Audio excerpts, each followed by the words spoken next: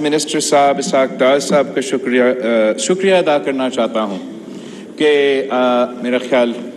ایک دو دن پہلے یسٹرڈے ڈار صاحب نے جو فلڈ ریکنسٹرکشن کے منصوبے ہیں ان کے بارے میں یہاں تقریر کی اور یقین دلائی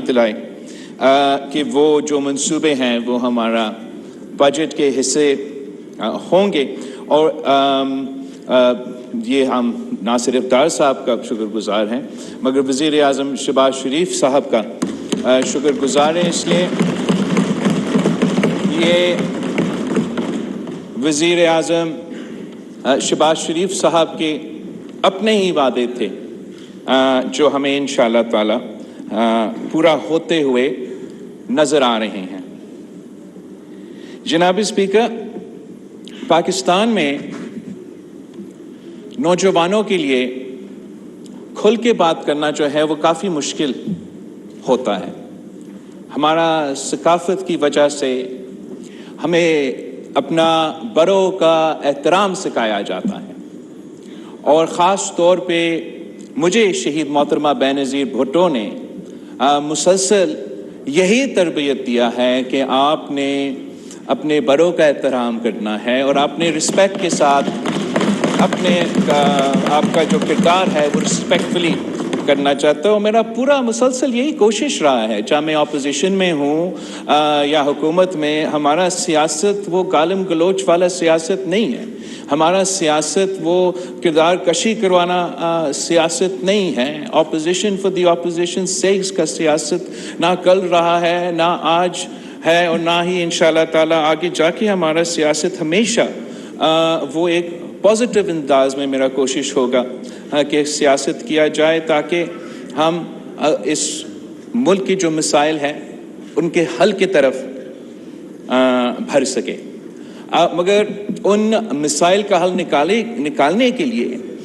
وہ مسائل کا صحیح نشاندہی بھی ضروری ہے اور صحیح نشان دہی کے لیے جو ہے آپ کو we have to be able to recognize the problems in order to address those problems. تو going back to my first point کہ نوجوانوں کے لیے کھل کے بات کرنا جو ہے وہ کافی مشکل ہوتا ہے، وہ خاص طور پہ اس صورت میں جہاں میرا اتحادی باقی سب کے لیے تو ڈار صاحب ہے، یہ تو میرا انکل ڈار صاحب ہے اور میں تو ڈار صاحب کو آج سے نہیں تو بچپن سے جانتا ہوں. اور شاید سب کو یہ نہ معلوم ہو مگر ڈار صاحب کا جو کردار ہے خاص طور پہ چارٹر آف ڈیموکریسی کی ابتدائی کے دنوں میں جب ڈار صاحب اور شہید محترمہ بینظیر بھٹو کی ملاقات دبئی میں ہوا تھا اور وہاں یہ کانورسیشن ایک چارٹر ایک کوڈ آف کنڈکٹ سے شروع ہوتے ہوئے مکمل ہوا تھا ان the 2006 چارٹر آف ڈیموکریسی، جس کی وجہ سے پھر ملک میں پولیٹیکل اسٹیبلٹی آئے، اکنامک اسٹیبلٹی آئے ایٹسٹرا. ڈار صاحب سے کا بھی دلی بھی احترام ہے اور ہمارا انکل ڈار صاحب ہے. ساتھ ساتھ میں اپنا پارٹی کا کو چیئرمین ہمارا صدر آصف زرداری صاحب ہیں اور صدر زرداری صاحب کے بارے میں تو مشہور ہے کہ یاروں کا یار ہے اور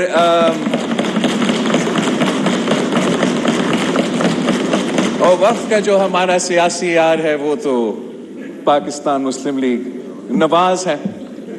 تو اس دائرے میں رہتے ہوئے میں نے اپنا ذمہ داریاں بھی پورا کرنا ہے as a chairman of my party, as an equal stakeholder. اس لیے وزیر اعظم شہباز شریف صاحب صرف مسلم لیگ نون کا وزیر اعظم نہیں ہے. وزیر اعظم شہباز شریف صاحب شاید زیادہ پیپلز پارٹی کا وزیر اعظم ہے نہ کہ مسلم لیگ نون کا وزیر اعظم. اور میں اپوزیشن کے دنوں میں تو تھوڑا بہت وزیر اعظم شہباز شریف صاحب کو جانتا تھا پر I've managed to میں نے کلوز اپ شہباز شریف صاحب کو یہ پچھلے 14 مہینوں کو دیکھا ہے اور جس طریقے سے جس نیت کے ساتھ وہ کام کرتا ہے اور جو اس کا ورک ایتھک ہے، میں اس کے بارے میں گواہ دینے کے لیے تیار ہوں کہ میں نے اس سے بہتر جو ورک ایتھک ہے پہلے نہیں دیکھا ہے، اور اسی قسم کی ورک ایتھک کی ضرورت ہے۔ اگر ہم نے پاکستان کو مسائل سے نکالنا ہے تو ہمیں دن رات محنت کرنا ہے۔ اب وہ دن رات محنت وزیر اعظم صاحب تو کر رہا ہے، اور ہم سب کا ذمہ داری ہے کہ ہم وزیر اعظم صاحب کا جو ہاتھ ہے وہ مضبوط کریں۔ اگر وزیر اعظم کا ہاتھ کو ہم مضبوط کریں گے تو پھر ان مسئلے کو ایڈریس کر سکیں گے۔ اور یہی وجہ ہے کہ ہم بہت شکر گزار ہے کہ ہمارا جو فلڈز کا ریکنسٹرکشن ہے وہ ہمارا بجٹ میں اب شامل ہوا ہے۔ اس لیے ہمارے لیے تو بہت مشکل ہوتا نہ صرف اپنے عوام کو جواب دینا، پاکستان کے عوام کو جواب دینا، مگر دنیا بھر کو جواب دینا۔ اس لیے جو پچھلے سال ہمارے ہاں یہ قدرتی آفت ہوا، یہ تاریخ میں اس قسم کا مثال نہیں ملتا، اور واقعی اس دوران پاکستان کی پوری حکومت نے مل کے کام کیا، ایک ہو کے کام کیا۔ وزیر اعظم نے خود اس ملک کا ہر سیلاب متاثر علاقہ کا دورہ کیا، اپنے آنکھوں سے وہ تباہی دیکھا، وہاں کھڑا ہو کے وعدے کیے، امید دلائیں کہ ہم مشکل میں ہیں، مگر ہم کیسے اس مشکل سے نکل پائیں گے۔ سارے ڈپارٹمنٹس نے مل کے کام کیا۔ جناب اسپیکر، فارن منسٹری نے بھی اوور ڈرائیو میں آ کے کام کیا۔ ہم نے باہر سے جو یونائٹڈ نیشنز کا سیکرٹری جنرل ہے، ہمارا فلڈز تو تب ہوئے تھے جب ان کا یونائٹڈ نیشنز کا جنرل اسمبلی ہوتا ہے، اور ہر سال ایک دفعہ یہ جنرل اسمبلی ہوتا ہے، اور ان کے لیے سب سے جو بزی ٹائم ہوتا ہے، اگر کئی پوائنٹ میں ان کا سب سے بزی ٹائم ہوتا ہے تو وہ ٹائم ہوتا ہے۔ مگر اس کے باوجود ہمارا ریکویسٹ پہ ہمارا پرماننٹ ریپرزینٹیٹو جو یو این پہ ہے، انہوں نے خاص طور پہ ریکویسٹ بھیجا تھا میرے طرف، اور اس ریکویسٹ پہ وہ پلین پکڑ کے فوراً ادھر آیا، اور نہ صرف اپنے ملک کو موبلائز کیا، مگر یونائٹڈ نیشن سیکرٹری جنرل کے مدد کے ساتھ ہم نے پھر پوری دنیا کو موبلائز کیا۔ وزیر اعظم نے، میں آپ کے لیے گنوا بھی نہیں سکتا ہوں کتنے ممالک سے ہم نے اس یونائٹڈ نیشنز کے جنرل اسمبلی سیشن میں کتنے ہمارے بائی لیٹرلز ہوئے، اور کتنا خوشائن بات تھا کہ دنیا اپنے مسائل کا مقابلہ کرنے کے باوجود، کہیں یوکرین کا جنگ ہو رہا ہے کہ سب کا اپنے معاشی بحران ہے، مگر اس کے باوجود پاکستان کو مدد کرنے کے لیے تیار تھے۔ اور ان ممالک کے ساتھ انگیج کر کے، یونائٹڈ نیشنز کے ساتھ انگیج کر کے، یہاں جو سارے ڈپارٹمنٹس ہیں پاکستان کے، وہ بھی اسی ٹاپک کے ارد گرد جو ہے اس دوران اپنا فوکس تھا، چاہے وہ سارے کے سارے ڈپارٹمنٹس اس قدرتی آفت میں انوالو تھے۔ آپ کی سیریسنس کے نتیجے میں، آپ کی محنت کے نتیجے میں، جب پاکستان کا پہلا ریزیلینٹ پاکستان کے نام سے جنیوا میں کانفرنس ہوا تھا، تو 9 ارب ڈالرز کا جو فگر تھا آپ کے سامنے، وہ انٹرنیشنل فائنینشیل انسٹیٹیوشنز اور مختلف ممالک کے اکٹھا ہونے کے بعد آپ کا وزیر اعظم کی سربراہی میں اور یونائٹڈ نیشنز کا سیکرٹری جنرل کے سربراہی میں وہ اتنا ہی بڑا کامیابی حاصل ہوا پاکستان کی۔ اور ہم جیسے واپس آئے، وزیر اعظم صاحب نے خود جوائنٹ پریس کانفرنس کروایا اس کامیابی کے بارے میں، اور میں سمجھتا ہوں کہ وہی ایک موقع ہے نہ صرف دنیا کے سامنے اپنے آپ کو منانے کے لیے، پاکستان میں جو تباہی ہوا ہے اس کو ریکنسٹرکشن کی طرف لے کے جانے کے لیے، ریلیف دلوانے کے لیے، اور جو آگے جا کے ہم نے اپنے آپ کو تیار کرنا ہے، نہ صرف ان علاقوں کو جو سیلاب متاثر تھے،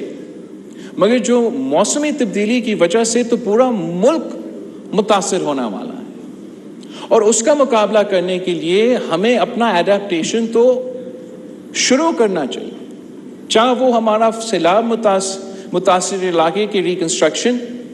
ہو یا ہمارا پورا ملک میں کلائمیٹ ایڈیپٹیشن کروانے کے لیے جو انفراسٹرکچر میں تبدیلی لے کر آنا پڑے گا، جو کمیونیکیشن انفراسٹرکچر میں تبدیلی لے آنا پڑے گا، جو انرجی انفراسٹرکچر میں تبدیلی لے آنا پڑے گا، جس طریقے سے ہمیں ٹرانزیشن کرنا پڑے گا، ایک تو آرگینک ہوم گرون انرجی اور دوسرا جو گرین رینیویبل انرجی کی طرف بھرنا پڑے گا. اور یہ سارے جو ہم نے انفراسٹرکچر پہ کام اب آگے کسی وقت تو کرنا ہے، اگر اس پہ ہم ابھی سے اس کام شروع کر لیں، ہم نہ صرف اپنے ملک کے جو سروائیول کی ضروریات ہے وہ پورا کر سکتے ہیں، مگر اس سے جو اوبیسلی معاشی فائدہ ہوتے ہیں، جس طریقے سے لوگوں کو روزگار کے مواقع ہم پیدا کروا سکتے ہیں، تو اس کا فائدہ بھی ہے. And to top it all off, ایک ایونیو ہے انٹرنیشنل دنیا میں آپ کو اس قسم کے اسکیمز کو فنڈنگ حاصل کرنے کے لیے. لیکن اگر ہم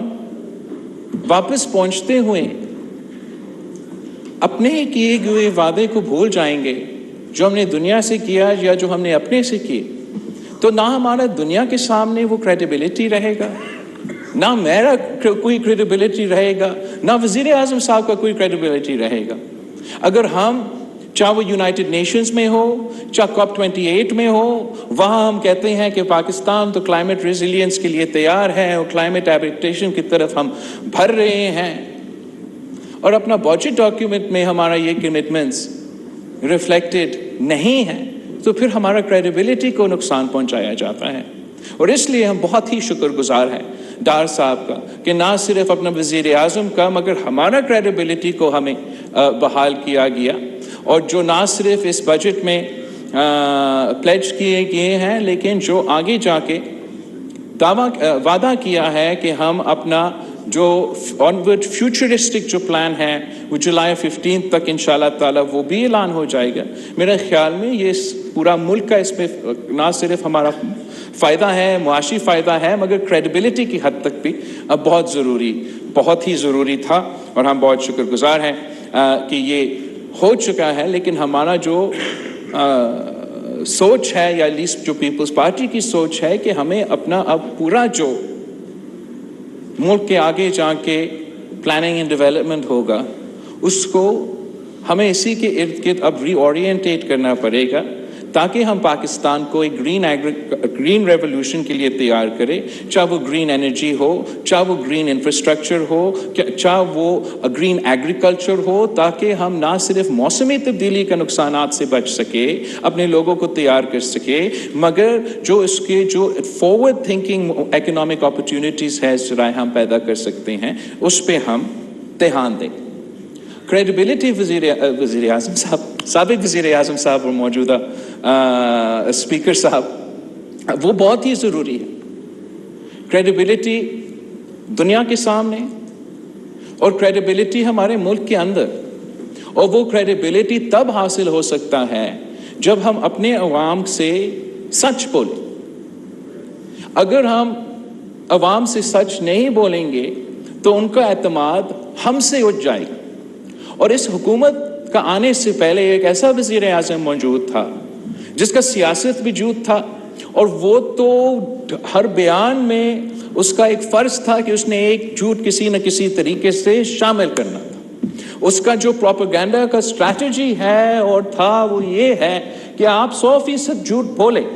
اور اگر آپ 100% جھوٹ بولے اور بولتے رہیں گے تو اس کا کم از کم جو 50% آپ کا جھوٹ ہے وہ 100% لوگ مان جائیں گے. اور اس طریقے سے نہ صرف ملک کے اندر ہمیں اپنے اوبیسلی سیاستدانوں کا، پولیٹیکل سسٹم کا، حکومت کا نظام کو ایک کریڈیبلٹی کا دھچکا پڑا، انٹرنیشنلی ہمیں ایک کریڈیبلٹی کا دھچکا پڑا، مگر فائنینشیل انسٹیٹیوشنز کے ساتھ بھی ہمیں ایک دھچکا پڑا. اور اب انشاءاللہ تعالی اس لیے کہ پاکستان آخر کا اس پوسٹ فیکٹ پالیٹکس اور پاپولسٹ پالیٹکس کو اب جواب دے رہے ہیں اسی انداز میں جو ماڈرن کنٹریز جیسے امریکہ ہے وہ جواب دے رہے ہیں، تو شاید انشاءاللہ تعالیٰ آگے جا کے ہم اس پاپولسٹ پالیٹکس پہ اب قابو ہو پائیں گے۔ اس لیے یہ جو جھوٹ پہ مبنی پاپولسٹ پالیٹکس ہے جناب اسپیکر، یہ خان صاحب تو ہمارے ہاں کر رہا تھا، ہمارا کریڈیبلٹی کو نقصان پہنچا رہا تھا، ہمارا سیاست کو نقصان پہنچا رہا تھا۔ تو امریکہ میں بھی ایک پاپولسٹ سیاستدان تھا اور وہ بھی پاپولسٹ پالیٹکس کر رہا تھا، مگر جب ان کے ہاں وہ پاپولسٹ سیاست اور وہ پاپولسٹ سیاستدان سیاسی میدان کو چھوڑ کے ان کی ریڈ لائنز کراس کرنا شروع کرتی ہیں، ان کے ادارے پہ حملہ آور ہوئے، تو پھر ان سب کے خلاف ایکشن ہونا شروع ہو گیا اور انہوں نے اپنا رول آف لا قائم کر کے، rate of the state establish کر کے، وہ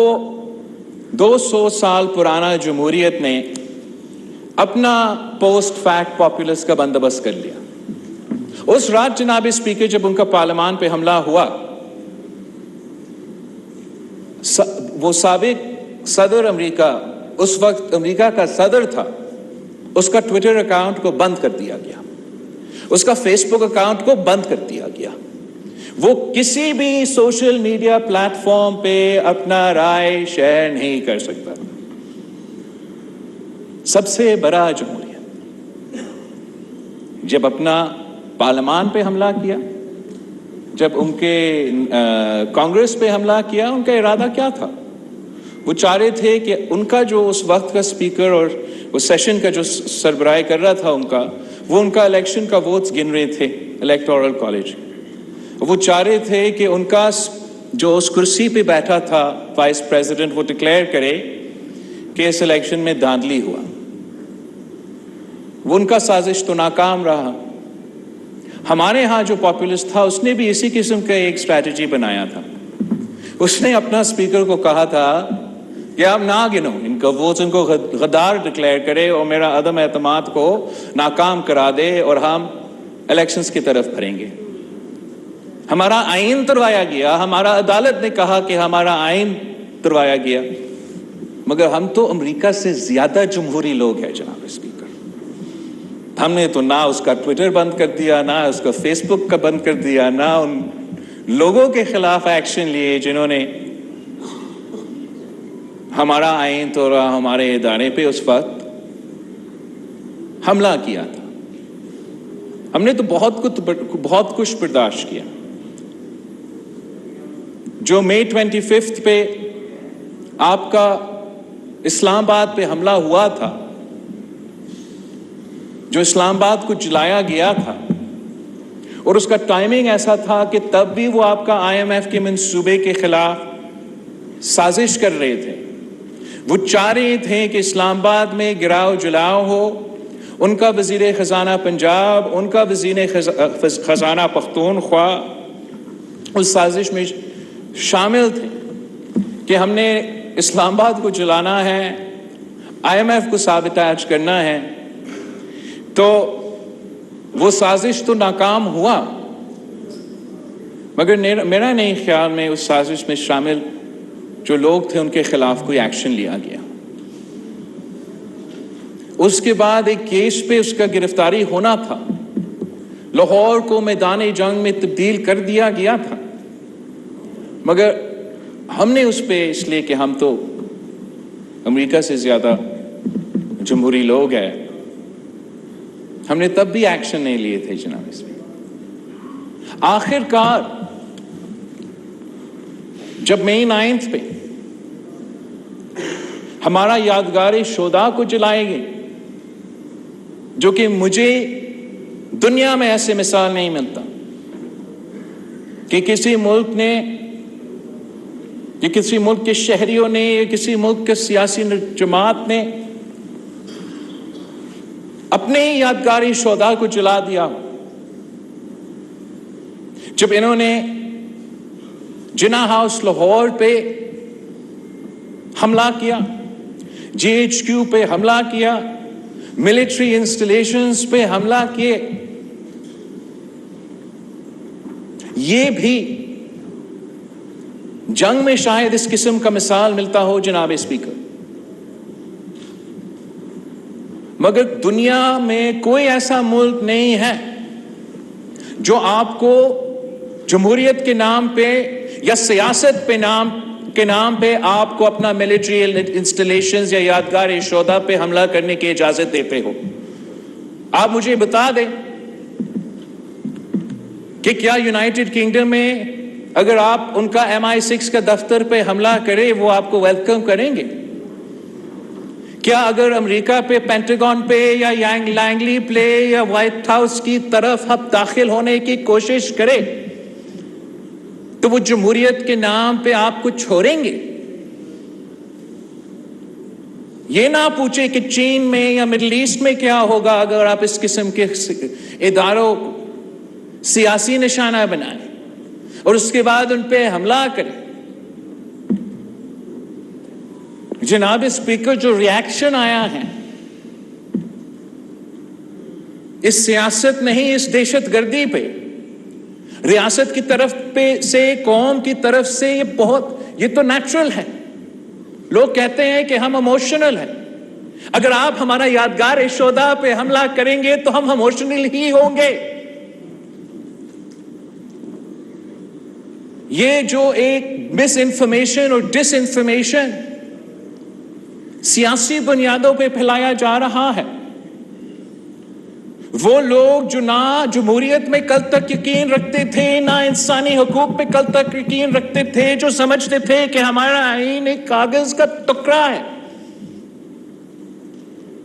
اب وہ اسی آئین اور اسی انسانی حقوق اور اسی جمہوریت کے نیچے چھپنے کی کوشش کر رہے ہیں. ہم تو پاکستان پیپلز پارٹی ہے,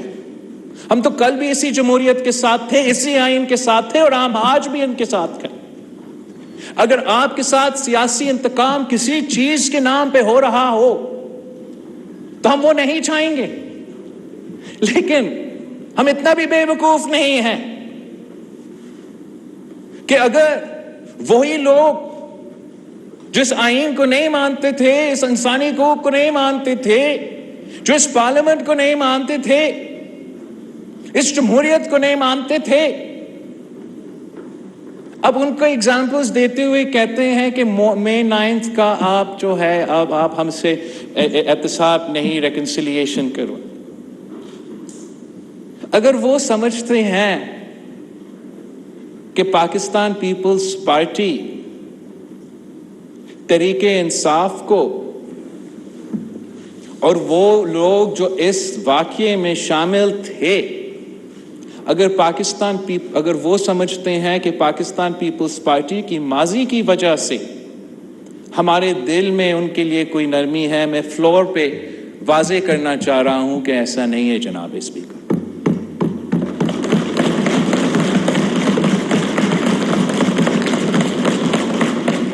جہاں تک ملٹری کورٹس کا سوال ہے جناب اسپیکر, ہم تو جب وزیر اعظم عمران خان ہمارا سویلینز کو پولیٹیکل وکٹمائزیشن کا نشانہ بناتے ہوئے ملٹری کورٹس کا نشانہ بناتے تھے تو تب ہم ان کے خلاف تھے. جب ملٹری کورٹس آئینی طور پہ بنے تھے دہشت گردی پہ فوکس کرنے کے لیے, مگر دہشت گردی کے فوکس کے بجائے وہ سیاسی فوکس ہونا شروع کر دیے تھے, تو ہم اس امینڈمنٹ کے خلاف ہو گئے تھے. مگر اگر ملٹری انسٹالیشنز پہ حملہ ہوں گے, اگر یادگار شہداء پہ حملہ ہوں گے, اگر ان ادارے پہ حملے ہوں گے جس کو آپ کو قانونی طور پہ اتنا بھی اجازت نہیں ہے کہ آپ اس جگہ کا تصویر لو, اگر وہ قانون میں وہ شک موجود ہے, تو پاکستان پیپلز پارٹی پھر آپ کا دفاع کرنے کے لیے میدان میں نہیں اتر پائیں گے. ہم چاہتے ہیں کہ اس ملک میں جمہوریت چلے, مگر اس ملک میں صرف تب جمہوریت چل سکے گا جب سیاسی جماعتوں بن کے کام کریں. اگر سیاسی جماعتوں نے دہشت گردوں کے ٹیکٹکس اپنانا ہے تو پھر ہم سمجھتے ہیں کہ the rule of law should be, the writ of the state should be established. نہ میں لوئر نہیں ہوں, مجھے نہیں پتا کہ کون سا وائلیشن پہ آفیشیل سیکرٹس ایکٹ آ جاتا ہے, کون سا وائلیشن پہ ملٹری ایکٹ آ جاتا ہے, کون سا وائلیشن پہ اینٹی ٹیررزم ایکٹ آ جاتا ہے. وہ تو لائرز جانے اور کورٹس جانے. مگر میں اس چیز کا مذمت کرنا چاہ رہا ہوں, جو غیر جمہوری سیاستدان جو 30 سال غیر جمہوری سیاست کرتے آ رہے ہیں, صرف تب ان کو جمہوریت یاد آتی ہے جب وہ ہمارا جناح ہاؤس اور GHQ پہ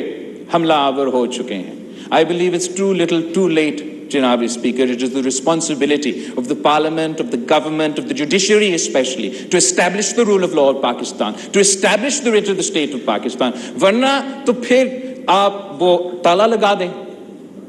اگر یہ اجازت مل جائے سیاسی جماعتوں کو کہ آپ اپنے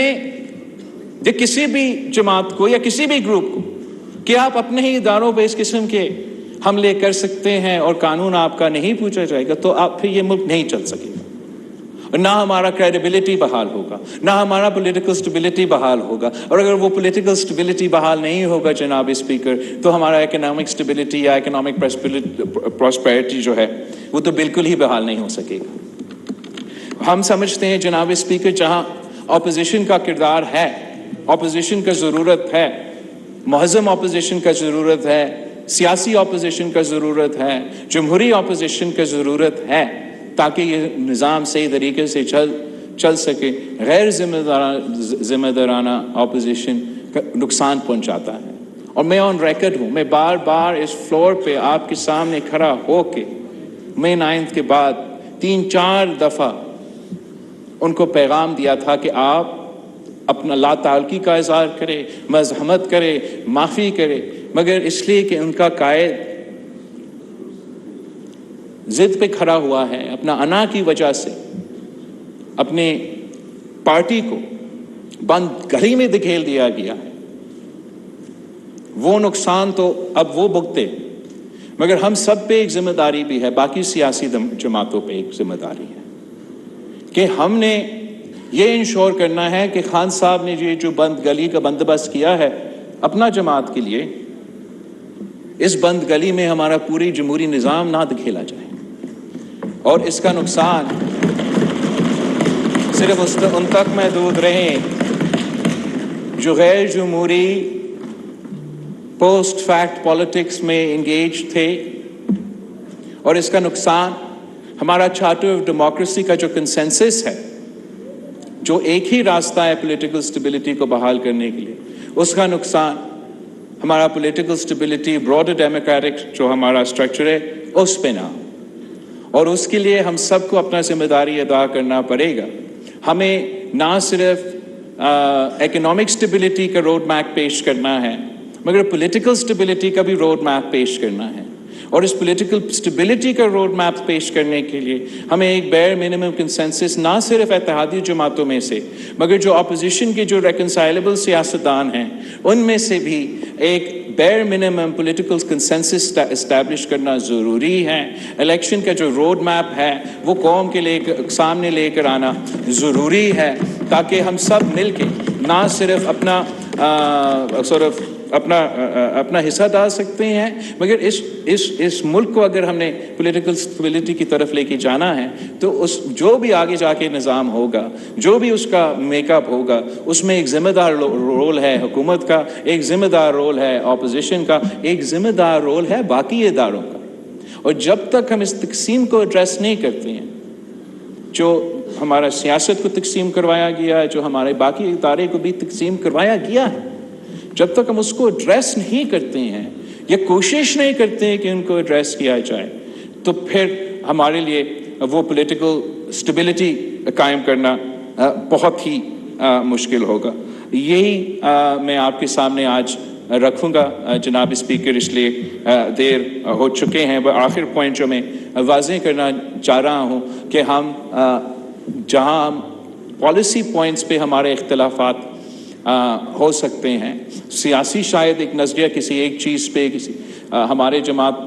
کا یا کسی ہمارے اتحادی کے درمیان ہو سکتا ہے، وہ بنیادی اصول جو پاکستان پیپلز پارٹی نے خاص طور 2006 میں قائم کیا تھا، اگر پورا چارٹر آف ڈیموکریسی نہیں تو چارٹر آف ڈیموکریسی کا جو اسپرٹ ہے اس کو ہم نے پولیٹیکل اسٹیبلٹی کی خاطر ہمارا ایکسپیرینس کی وجہ سے ہر صورت میں قائم رکھنا ہے، کچھ وہی وہ جڑ ہے اور دیٹ از دا فاؤنڈیشن، وہی بنیاد ہے جس پہ ہم نہ صرف ایک ترقی یافتہ مگر ایک پولیٹیکل اسٹیبل پاکستان بنا سکتے ہیں۔ یہ تو ہمارے بجٹ اور سیاست کے پوائنٹس ہیں اور میں اس پہ مکمل ہو چکا ہوں، مگر ایک پوائنٹ پہ مجھے اب ضرور بات کرنا پڑے گا، اس لیے ڈیفنس منسٹر صاحب نے ذکر کیا تھا جو یو ایس اور امریکہ کا، یونائٹڈ اسٹیٹس کا اور بھارت کے درمیان ایک جوائنٹ سٹیٹمنٹ آیا ہے، اس جوائنٹ سٹیٹمنٹ کا جو تفصیلی بیان ہے اور جو پالیسی سٹیٹمنٹ ہے وہ تو فارن آفس کی طرف سے پرنٹ کیا جائے گا۔ میرا ایک دو آبزرویٹری نوٹس ہے اس کا جمع ہونے سے پہلے کہ میں سمجھتا ہوں جناب اسپیکر کہ پاکستان کے لیے ضرورت ہے کہ ہم دنیا کی سیاست سے تھوڑا سا دور رہے اور ہم اپنے ہی اوپر فوکس کریں۔ ہم نے انٹرنلی دیکھنا ہے اور اپنے جو سارے ایشوز ہیں، خاص طور پہ جو پولیٹیکل اسٹیبلٹی اور اکنامک مسئلے کے جو ایشوز جس کا میں نے نشاندہی کیا ہے، ان کو ہم نے ضرور پہلے ان کو درست کرنا پڑے گا، پھر ہم دنیا بھر میں اپنے جو انٹرنیشنل ٹارگٹس ہے وہ اس طریقے سے حاصل کر سکتے ہیں۔ I don't believe there's any reason for Pakistan to be insecure about its relationship with the world or its bilateral partnership with America or as a result of the cooperation or the increasingly close cooperation between the United States and India. Pakistan تو کل بھی اپنے ہی بلبوتے پہ کھڑا تھا اور آج بھی اپنے ہی بلبوتے پہ کھڑا ہے، اور انشاءاللہ تعالی ہم ہمیشہ اپنے ہی طور پہ آگے بڑھتے رہیں گے۔ ہم اپنی وجہ سے، اپنے عوام کے فائر شوق کی وجہ سے، ناٹ اس لیے کہ امریکہ اور یو ایس کا جوائنٹ سٹیٹمنٹ میں کوئی ٹیررزم کا ذکر ہوا تو یہ وجہ ہے کہ پاکستان کوئی ایکشن لے گا۔ جناب اسپیکر، ہم پاکستان اس دہشت گردی کا جو جنگ ہوا ہے اس کا سب سے زیادہ متاثر پوری دنیا میں۔ آپ امریکہ کے کیجولٹیز، افغانستان، ایران کو اکٹھا کر کے بھی گنوا دیں، آپ بھارت کے سارے جو دہشت گردی کے متاثرین ہیں ان کو آپ جمع کر دیں اور پاکستان کا کیجولٹیز کو گنوا دیں تو ہم سب سے آگے ہیں۔ تو ہم کیوں نہیں چاہیں گے کہ ہم دہشت گردی کا خاتمہ کریں؟ ہم تو اپنا ہی نیشنل سیکیورٹی کی وجہ سے، اپنے عوام کی مستقبل کی وجہ سے اس نہ صرف دہشت گردی کا اور انتہا پسندی کا مقابلہ تو کرنا چاہتے ہیں، اور ہم انشاءاللہ تعالی ہم پہلے بھی اپنی عوام کے مینڈیٹ پہ، جب 2008 میں ہم حکومت میں آئے تو ہم نے اس ایشو کو نہ صرف اٹھایا پر ہم نے مل کے ان کا مقابلہ کیا، ان کو شکست بھی دلوایا، اور ہمیں ماننا پڑے گا، ہم چاہے یا نہ چاہے، کہ خان صاحب کے کچھ پالیسیز کی وجہ سے اب ہم پیچھے دکھیل دیں گے، اور ایک بار پھر یہ ایشو ہمارے لیے ایک مسئلہ بن چکا ہے۔ اب یہ مسئلہ آج ہمارا ہے، خدا نہ خواستہ کل کسی اور ملک کا مسئلہ بن سکتا ہے۔ ہم تو چاہ رہے ہیں کہ ہم اپنی وجہ سے اپنے ہاں امن کو قائم کرنے کے لیے اس کا مقابلہ کریں، مگر یہ میرا شکایت رہا ہے پچھلے 14 مہینوں جب سے میں یہ ملک کا وزیر خارجہ رہا ہوں کہ باقی دنیا تو اٹھ کے چلا گیا ہے افغانستان سے، ان کے لیے اور ان کے سامنے اب یوکرین کا چمک ہے، یوکرین کا مسئلہ ہے، یوکرین کا جنگ ہے، کسی کا تو دھیان ہی نہیں ہے دہشت گردی کی طرف۔ بڑا آسان ہے اپنا سٹیٹمنٹ میں لکھوانا کہ دہشت گردی کے کام کرنا چاہیے، مگر اگر وہ توجہ نہیں ہوگا دہشت گردی کا ایشو پہ، خاص طور پہ فال آف کابل کے بعد، نہ امریکہ کا، نہ یورپ کا، نہ کسی اور ممالک کا، اس لیے ان کا سب سے پہلا توجہ جیو پالیٹکس ہے، دوسرے باقی مسئلے ہیں۔ ہم سمجھتے ہیں کہ دہشت گردی ایک ایسا مسئلہ ہے کہ بڑے قوتوں کو اس کو متنازع نہیں بنانا چاہیے، اس کو اپنا جیو پالیٹکس کا شکار نہیں، they shouldn't make it a victim of geopolitics. اگر ہم نے صحیح طریقے سے دہشت گردی کا مقابلہ کرنا ہے تو ایک تو ہم خود کریں گے اپنے ملک میں، اور دنیا بھر میں جہاں تک ہم نے مل کے اس کا مقابلہ کرنا ہے، ہم صرف تب مقابلہ کر سکیں گے جب ہمارا انٹرنیشنل پارٹنرز اس ایشو کو اتنا سیریسلی لیں گے کہ وہ کہیں گے کہ دنیا میں ہمارے باقی مسئلے ہیں، باقی لڑائی ہیں، وہ اپنی جگہ، دہشت گردی پہ ہم جیو پولیٹیکل سیاست نہیں کھیلیں گے، اس پہ ہم پورا دنیا جو ہے وہ ایک ہو کے اس کا مقابلہ کریں گے، تب ہم اس کا جو جڑ ہے وہ اٹھا سکیں گے اور اس کا خاتمہ کا بندوبست کر سکیں گے۔ آپ کا شکریہ جناب۔ Thank you.